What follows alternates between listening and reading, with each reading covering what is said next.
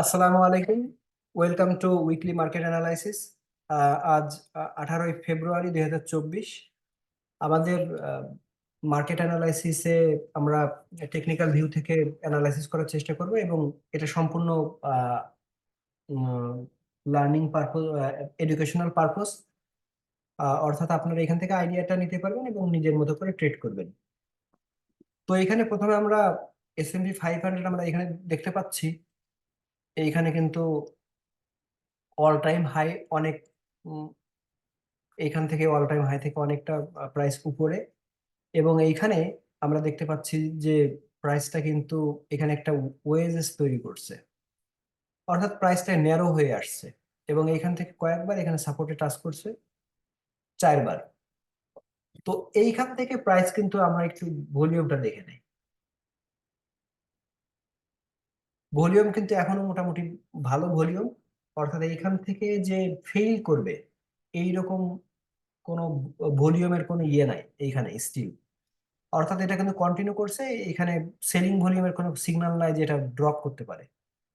আর এখানে যদি আমরা আরএসআই টা দেখি, আরএসআই টা মাস্ট এখন হাই দেখাবে, এই ক্ষেত্রে আরএসআই টা একটু মানে ইয়ে করে। এইখানে একটু আমরা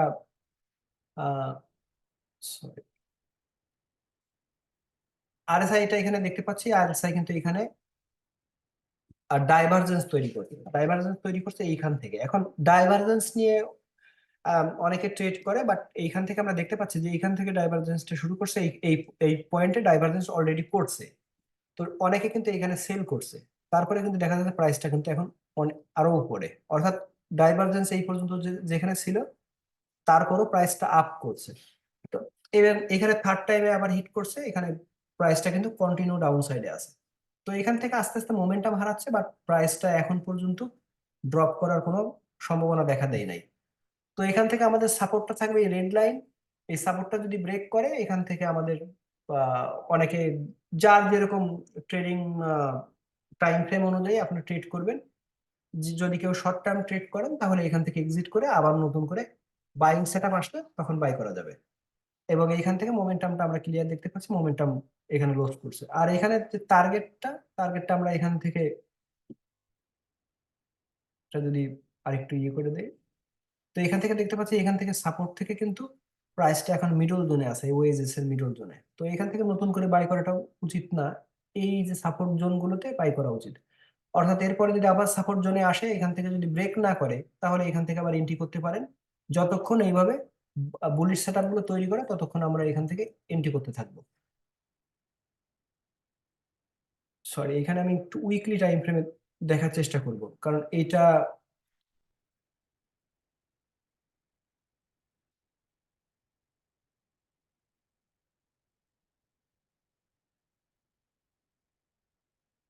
মোটামুটি এইখান থেকে আমরা দেখতে পাচ্ছি, এইখান থেকে যে সুইংটা ছিল এটা একদম এইরকম স্টিপি, এটা যদিও বেশি স্টিপ।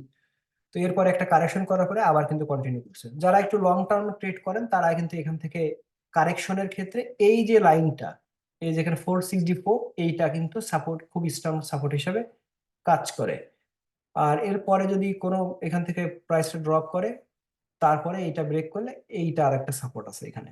তো দেখা যাক এখান থেকে কি করে। আর আর এখানে লাইট যে সাপোর্টটা আছে এটা আগের যে সুইং হাই এখানে করতে পারে, অর্থাৎ এখানে রেড লাইনটা ব্রেক করলে এখানে আসতে পারে।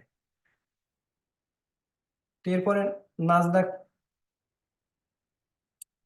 এটাও কিন্তু সেম। এখানে আমরা দেখতে পাচ্ছি যে আগের যে সাপোর্টটা ছিল এই সাপোর্টে কিন্তু প্রাইসটা এখন অবস্থান করছে। এবং এরপরে এরপরে যে সাপোর্টটা থাকবে, অর্থাৎ এই যে আগের যে হরিজন্টাল সাপোর্ট এবং ট্রেন্ড লাইনের সাপোর্ট, এই দুইটা সাপোর্টের পয়েন্ট কিন্তু এক জায়গাতে। এরপরে যদি এটা ব্রেক করে তারপরে এখানে যে ব্ল্যাক মার্ক এইটা, এবং তারপরে এটা যদি ব্রেক করে এই যে নিচের যে মার্কটা এইখানে ই করবে, অর্থাৎ এটা যদি কন্টিনিউ করে এই ডেকলাইনটা, প্রাইস এখান থেকে যে ডেকলাইনটা করছে, তো আমরা এখান থেকে একটু টাপ সাইডে ড্র করে দিতে পারি। অর্থাৎ এই যে এখানে, অর্থাৎ এখান থেকে যদি প্রতি টাপ যদি আস্তে আস্তে ডাউন সাইডে আসে তাহলে এখানে একটা সম্ভাবনা আছে এখানে একটু ড্রপ করে নিচে আসার। আর যদি এটা এই সাপোর্টটা যদি হোল্ড করে তাহলে এখান থেকে প্রাইসটা কন্টিনিউ আপসাইডে যাবে। আর এখানে আমাদের টেসলাতে আমরা উইকলি টাইম ফ্রেমে যদি দেখি, এইখানে আমরা দেখতে পাচ্ছি যে এটা একটা ক্লিয়ার চ্যানেল। তো আমাদের এই চ্যানেলের সাপোর্টটা ছিল এখানে, প্রথমে এখানে ছিল, তারপরে এটা অ্যাডজাস্ট করে এখানে নিয়ে আসা হয়েছে। তো এইখান থেকে আমরা দেখতে পাচ্ছি প্রাইসটা কিন্তু অলরেডি গত 2 সপ্তাহ আপ সাইডে গেছে। তো এইখানে উইকলি টাইম ফ্রেমে এখান থেকে পারফেক্টলি মোটামুটি প্রাইস এইখান থেকে রিভার্স করছে আপসাইডে। তো এইখান থেকে আমরা দেখতে পাচ্ছি ডেইলি টাইম ফ্রেমে এখানে কিন্তু হেড অ্যান্ড শোল্ডার একটা প্যাটার্ন তৈরি করেছে, এটা বুলিশ প্যাটার্ন।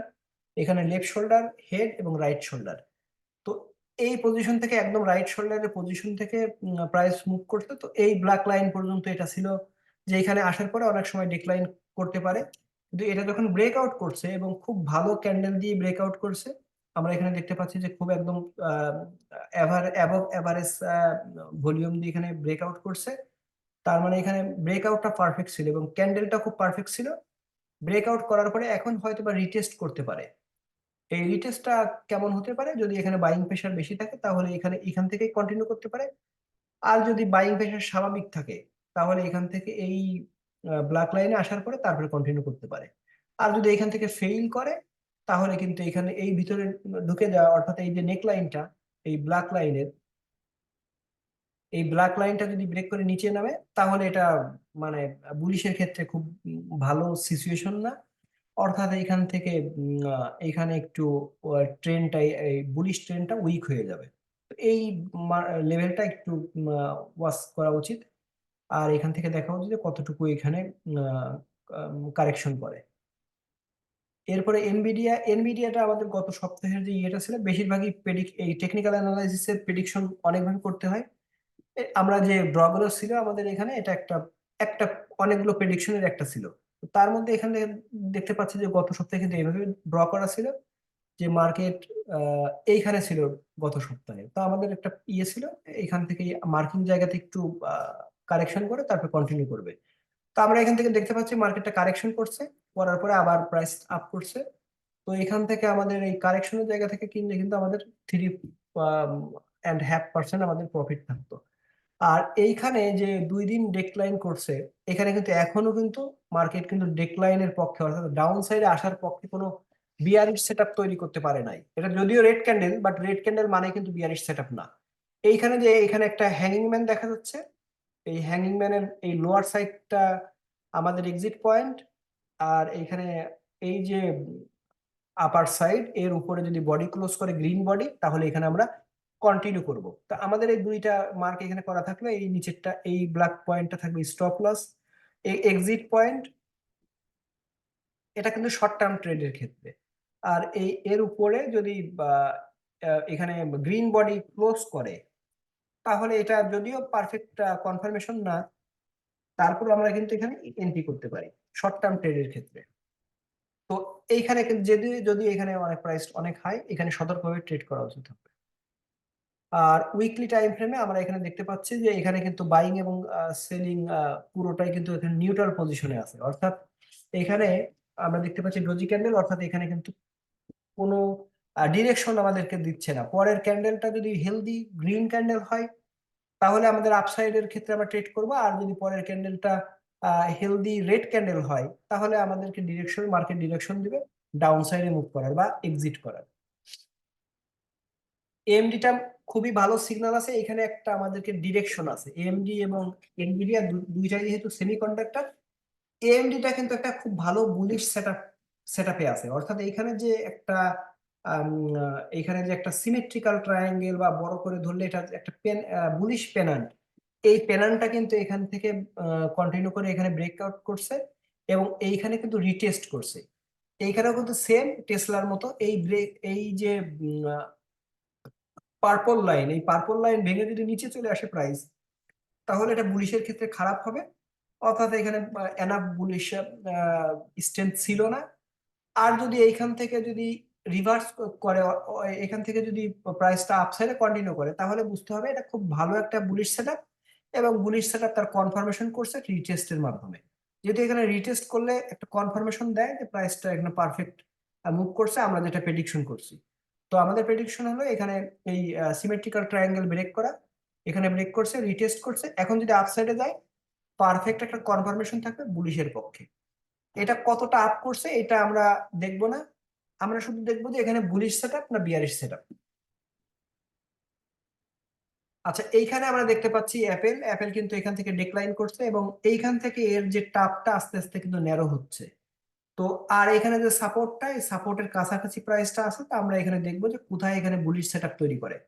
এখানে যখন বুলিশ সেটআপ তৈরি করবে এবং কনফার্মেশন দিবে, তখন কিন্তু আমরা এখানে এটা বাই করতে পারবো। তো মোটামুটি যতদিন এখানে অ্যাপেল কনফার্মেশন না দেয়, তখন আমরা সাইড লাইনে থাকবো। আর কয়েন, এটা ক্রিপ্টো স্টক, এখানে আমরা দেখতে পাচ্ছি এখানে ডাবল টাপ তৈরি করছে। ডাবল টাপে দুইটা পজিশন হয়, একটা হলো হয় ব্রেকআউট হয়, অথবা এখান থেকে কন্টিনিউ করে ডাউন সাইডে আসে। তো আমরা এখানে দেখবো যে এখানে কেমন সেটআপ তৈরি করে। এইটা আমরা দেখতে পাচ্ছি যে এখান থেকে আর্নিং এ প্রাইসটা জাম্প করছিল। তো এইখানে যদি প্রাইসটা কন্টিনিউ করে, তাহলে কিন্তু এই যে মার্কিং পয়েন্ট উপরে, এইটা একটা ভালো সাপোর্ট। আর এখান থেকে যদি ডিক্লাইন করে, তাহলে আমাদের এখানে নিচের যে সাপোর্ট, এই দিকে আমরা এখানে নিচে যতদূর দেখবো যে পারফেক্ট স্ট্রং সাপোর্ট না পাই, ততদিন আমরা এখানে এন্ট্রি করব না। তো এখানে আমরা ওয়াচ করবো যে এখানে কি এখানে কেমন মুভ হয়। কয়েন যদিও ডাবল টপ তৈরি করছে, কিন্তু এখানে আমরা দেখতে পাচ্ছি যে আমাদের যে আগে সিগন্যাল ছিল, বাইং সিগন্যাল, এখান থেকে কিন্তু প্রাইস এই পর্যন্ত আসছে।